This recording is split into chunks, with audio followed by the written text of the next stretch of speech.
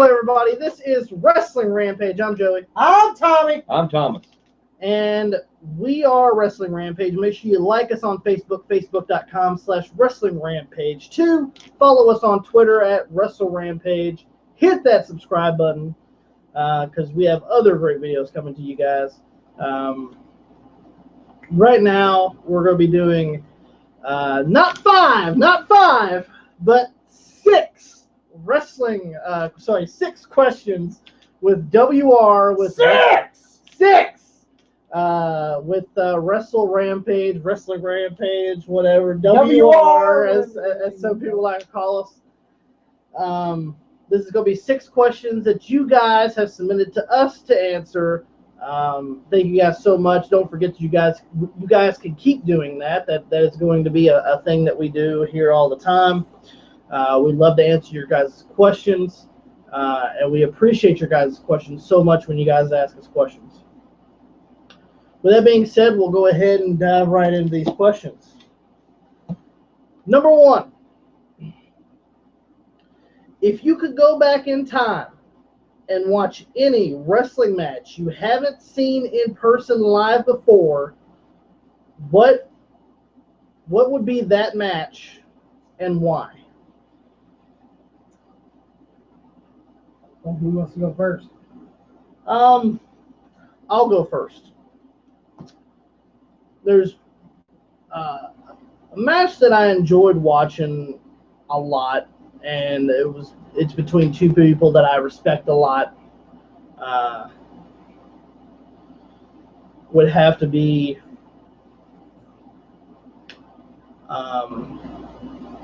no doubt at the Greensboro Coliseum in Greensboro, North Carolina. The first ever Starrcade Flair for the Gold, when it was the champion at that time on 8 different occasions. Harley Race, NWA World Heavyweight Champion, takes on the young up-and-coming, this is going to be his 2nd reign as the NWA World Heavyweight Champion, and Ric Flair, the Nature Boy Ric Flair, back in 1983 Starrcade. If I can go back and watch any match live in person, that would probably be the match I would watch. I've always been a big fan of the NWA. I have so much respect for Harley Race, so much respect for Ric Flair.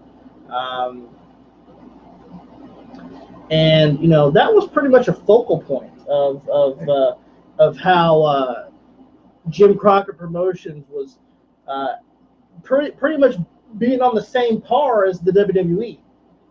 And that match was a real bloody and just outrageous beauty. I just love that match. It was a brutal match.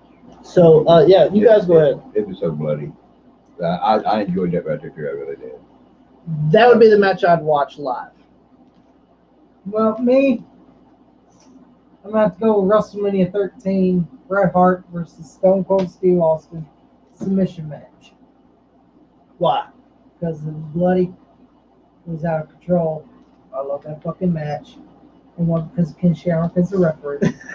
But it was a great fucking match.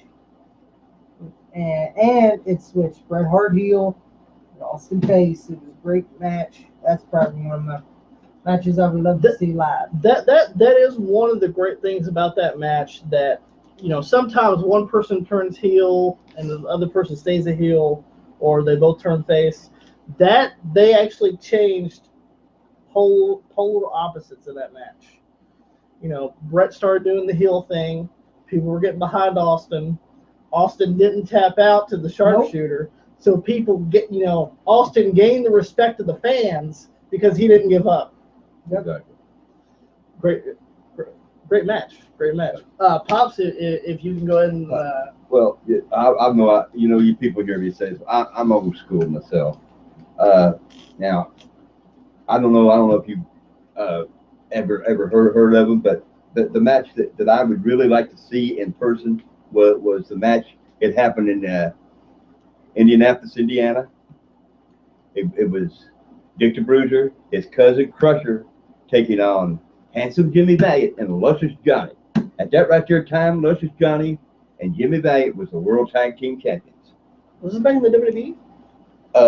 No, this was what you call American wrestling. It was like American Wrestling Association. Okay. It was because I know the Valiants used to be WWE champions. AWA. No. This organization. Independent. It wasn't what you call independent, but it was back in about 1975. So that's how far. Sorry, that's how far it goes back for me. But I'm gonna tell you something. You had Handsome Jimmy Valiant and Luscious Johnny in there, and these guys were young at that record time. I'm talking about real young. They had their long, flowing blonde hair, and they was going against Dick the Bruiser and his cousin the Crusher, the most dangerous men in the business when it comes to cage matches. And let me tell you something. I've only seen it like on video, but that was just one match I love to see in person because it didn't show everything that really took place in the match. I mean, it showed the beginning and skipped through bits and pieces because I guess it was just such a long match that they had to skip it. About the very few minutes of the end of the match, I mean, you could see Dick the Bruiser, Crusher. They were both bloody. Handsome Jimmy and Luscious Johnny, you couldn't see their face, but you could see the blonde hair, but it was all covered with blood. And the thing that I'd really like to was I'd like to see, yes, I would like to see that match in person because my God, it had to be a great one. And another match that I'd really love to see in person, that right there was the I Quit match between Magnum TA and Kelly Blanchard. That was one brutal match. Like I said, I've seen just like the other one. I've seen it on video, but I've never seen it in person. And that right there was one brutal match. Now, see what happened was that Kelly Blanchard stole the U.S. title from Magnum TA, and the only way for Magnum TA to get it back was to get an I Quit match with Kelly Blanchard. Let me tell you something. When you're in an I Quit match with Kelly Blanchard, that means you're putting your life on the line because Kelly Blanchard is that damn good. But it ended up that Magnum TA got the U.S. title back, and Kelly Blanchard paid the price with his own blood. Now, those are the two matches I'd love to see in person. I wish I could go in a time machine and watch those in person again. I'd really love to.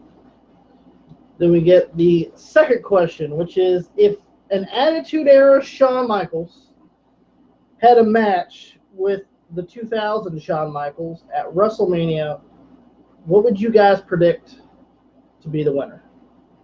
I'll go ahead and take this question first. Go ahead. The 90s Shawn Michaels will politic his way to a win. He will. And he'll be on pills. And he'll be a pill popper. And 2000 Jesus world brother, where art thou? Ain't gonna help whatsoever. What's gonna happen is Attitude Era Shawn Michaels is fucked up on pills as usual, and maybe they're thinking about fucking having 2000 Shawn Michaels beat Attitude Era Shawn Michaels. Well, that's not gonna happen because Attitude Era Shawn's gonna take his ball and go home. Lost his smile.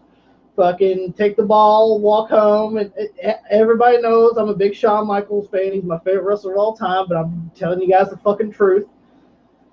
Attitude Era Shawn Michaels is gonna take his balls, go home, because he's a backstage politicker. So if Attitude Era Shawn Michaels don't win, nobody don't win.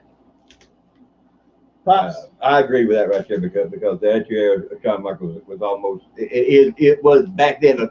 It was like Triple H. I'll carry the shovel with me, motherfucker, because I ain't about to sell to your ass, and that's the way he was. Hey, I like Shawn Michaels too. I always did, but he loved to bring the shovel out and dig a hole too. Number 3. Thoughts on the latest WWE call-ups from NXT? They end up getting the Villains get their Well, to be debut. honest, I don't give a fuck about the Villains. Enzo and Kaz. Baron Corbin. Baron Corbin finally gets some shining light. Apollo Crews. What do you guys think about these guys? Well, an exception for the Villains, because I think they should go back to NXT. All the rest are okay. It's just the Villains suck. They're up there with the Ascension as the worst NXT Tag Team Champions. I think it's good that they brought this young Dana talent in. Dana Brooke. Emma. See, we got Emma, Dana Brooke, Enzo and Kaz, the Vaudevillains, Baron Corbin, Apollo Crews. Anybody else that's been called up here recently that I'm not missing? No, that's pretty much it for right now. You guys' thoughts on those? I mean, some people deserve to maybe the ones go that back. I kind of really didn't give two shits about was Emma and Dana Brooke and the Vaudevillains. All the rest were okay. Dad, your thoughts on these? I think it's good that they're bringing in the new talent. Sure, I agree with some things, like some of them do need to go back and get polished, be teached a little bit better. I've seen a lot of botching going on, but it's in any kind of life, it's where you learn. You've got to learn, and if it's a learning experience for any young wrestler out there. But I'm really glad that they are bringing that young talent in, and for the old guys that's back there, cheering them on. Hey, great job for them too. Shit, hell, that's good. I mean, I'm right up there with you guys. I'm glad to see that some of the NXT rosters getting some major roster time, but what does that do to some of the other talent that's on the roster that's pretty much floundering under mid card? Everybody knows that Cody Rhodes, Stardust, wanted his release. Yeah, so does his wife, and so did Ida, and they both got their releases. They wanted their release, and they got released. Stardust was mid card at best, but with some of these NXT guys coming in, what does that do to some of the mid carders? Well, in my opinion, guys like is it sink or swim? You've got to have guys like R-Truth and Tyler Breeze and Monongo, and no one gives a fuck about that anyway. Look at Tyler Breeze now. All he does is job to people. And if anybody hasn't known by now, apparently there is going to be a brand split finally. SmackDown's going live. SmackDown's going to be live on Tuesdays. July 19th, I believe. Yep. They're going to go live on Tuesday nights. You got Monday Raw, then you got Tuesday SmackDown. That's right, and they're both going to be live. And apparently they're going to have a draft, and there's going to be certain superstars on certain shows. Which I mean, to be honest with you, that's kind of what they got to do now that they're bringing in some of these NXT guys, is because you can't have the same people on the same shows. Same show going at each other. That's every Monday, every Monday. See, that's what burnt me out. That's what burnt me out on the whole Uso and the fucking Carl Anderson and Luke Gallows thing. Yeah, that's what burnt me out. They had it on Raw, they had it on SmackDown, then they had it on Raw, then they had it on SmackDown. If they just had it on one show, it's a role reverse, all it was. Exactly. If they just had it on one show like SmackDown, Raw had nothing to do with it. Next coming SmackDown, I'm going to be kind of invested in it a little bit more than I was on Raw. So I think this brand split's going to be fucking awesome, especially for some of the guys that are going to get actual exposed TV time now. Yeah. Mm-hmm. Well, does that mean Darren Young and Bob Backlund are going to get some more TV time? That I don't know. because we cannot make Darren Young great again. I know. Yeah. I don't see why he still has the fucking job. Same thing with David Otunga. But it's you asked the question. Is he still there? David Otunga. Apparently. Goddamn, when is he gonna be released? Goddamn. He always dodges them bullets like Hornswoggle did. Well, Hornswoggle's day was numbered. Finally, goddamn. So is JTG's. Yeah, when's David Otunga's day is gonna be numbered here? We'll figure that out soon. Harvard Law School, whatever the fuck school he's from. Yale University, some shit. I don't fucking know. I guess we'll go to number 3. Sorry, no, that's number 4. In WWE, are you only allowed to reach for the brass ring if they want you to? Well, that's Damian Sandow. Goddamn, he was over and goddamn, he grabbed them brass rings and then Vince made him onion rings. He made him onion rings? That's right. I think, if the machine's behind you, you're going to get the brass ring. If they're not behind you, you're not going to get shit. No, you're going to get a bunch of onion rings. That's how you're going to get it. My opinion is, that's one problem with the WWE I have. You see, you got talent there, and somehow you want to push the no talent people in your face, and like a Roman Reigns, and let the young talent, let the other talent just go for the wayside. It's just like I've said, I'll say it again. The WWE was going to push who they want to push. It doesn't matter if you got talent or not. They're still going to push your ass because why? Because they think it's good for business. Well, I don't think it's good for business. I think it fucking sucks. Perfectly said. Number 5. Do people exaggerate CM Punk's mic skills? I don't think they exaggerate it that much. I just think CM Punk more than told the truth of that's what. All he does. That's all he does. He told the truth. Told the truth about Dwayne. He's a pretty good ass kisser.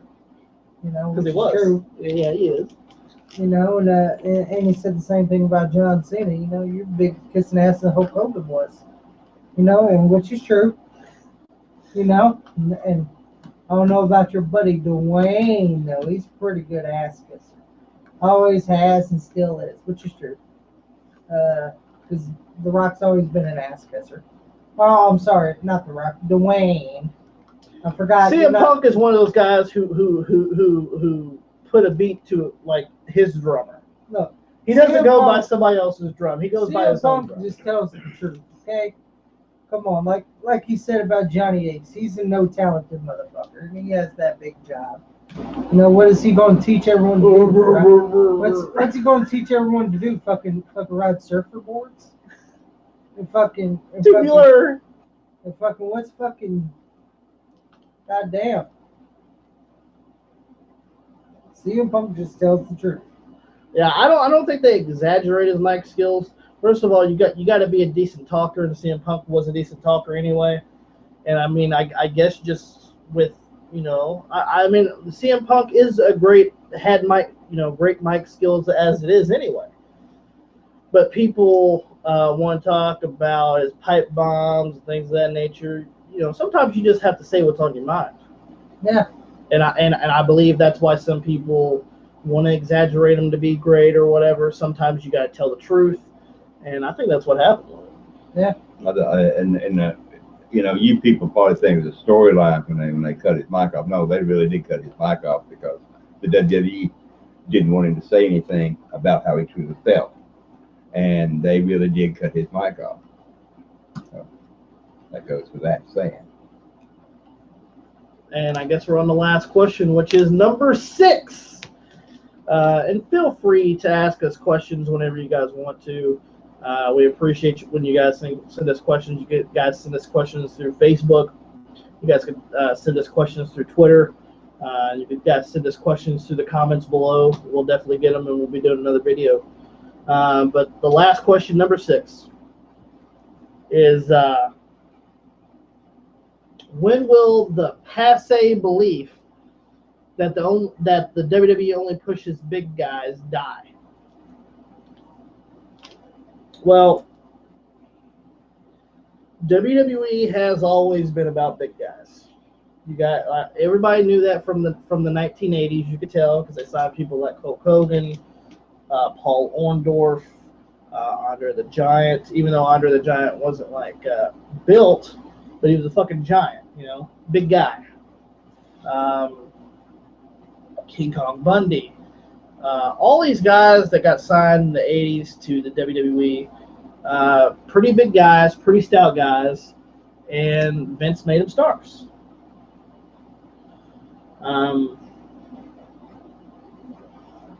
Now, people want to say the passe belief. Yes, the roster is very, very smaller now, and everybody can tell that. Yeah. You can look at Seth Rollins. Seth Rollins doesn't look like a bodybuilder. He doesn't look like he's fucking taking steroids. Kevin Owens. Kevin Owens, you can definitely tell he's not taking steroids. Sami Zayn. Sami Zayn. These guys are smaller guys, and I'm glad that the smaller guys have been getting shots in big time, matches, whether it's Intercontinental Championship matches, WWE Championship matches. Vince still likes big guys. And once again, WWE will push you whether you're a big guy or not. It depends on if you're marketed correctly. If you kiss his ass. If you do kiss his ass. If you, there's a lot of factors in there of if you will get pushed or not. Doesn't necessarily mean that you have to be a big guy. I know some people are getting pushed because they are bigger guys, like Roman Reigns. He is a pretty stout guy. He's probably built up there around Hulk Hogan. John Cena the same way. Yeah. But and then there's some people that they had on the roster that are big guys that flounder, like the big guy Ryback. Yeah, look at him. So I don't think it's necessarily the belief that they only push big guys, but sometimes they do. You guys thoughts on that? Well, Ryback sucks. So when I heard him bashing Twitter, like, I deserve to get paid. I deserve to get paid just like everyone else, top of the card. Motherfucker, when you're on the pre-show, you deserve that low money. Mm-hmm. Okay? You get paid for what you're worth. You're in the pre-show with Kalisto, okay? On Extreme Rules. So why not Extreme Rules, Payback. So why WrestleMania. WrestleMania, you deserve that low payoff.